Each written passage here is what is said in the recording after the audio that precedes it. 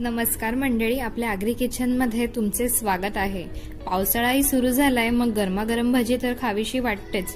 म्हणून आज मी सोपी आणि चविष्ट पावसाळ्यासाठी खास उकडलेल्या बटाट्याची भजी बनवणार आहे।